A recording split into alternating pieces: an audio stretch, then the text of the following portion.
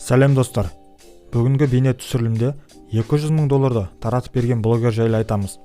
Батыстың танымал блогерлерінің бірі Мистер Бист парақшасына салған жаңа бейне түсірілімін 2019 жылдың блогерлер түсірген ең қымбат бейне түсірілім деуге болады. Себебі 12 минуттық түсірілімге $200 000 кеткен. Теңгеге шақсақ, бұл 77 миллион теңгеден көп.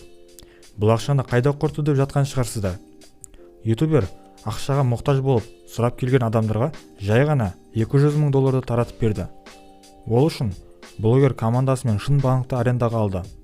Сосын сыртта тұрған билбордты алып, ол жерге бірінші болып кірді, ақшаңды ал деп жазды.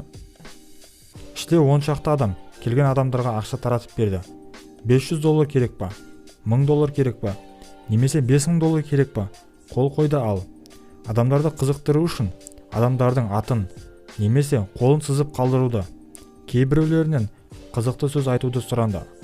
Келген адамдардың кейбіреуі ақшадан қиналып жүргенін, балдардың оқуының ақшасын, кредиттерін төлей алмай жатқанын айтып, көмектеріне рахметін айтып, жылап жатқанын көріп, Мистер Бисттің де көзіне жас келіп кетті.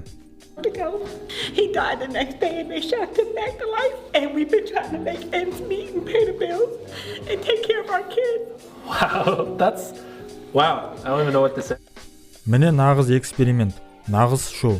Ешқандай лотереялық ойындар емес. Ақша керек па? Кел де ал. Сіздерге тағы бір айтарым, экранда көргендеріңіз шын ақша емес. Бейнероликті түсіріп болған соң, өздерінің алған ақшасындағы суммаға тең чекті жазып берген. Бұны келген клиенттердің қауіпсіздігі үшін осылай жасадық дейді. Достар, бейнеролик ұнаған болса, лайк басып каналға жазылуды ұмытпаңыздар.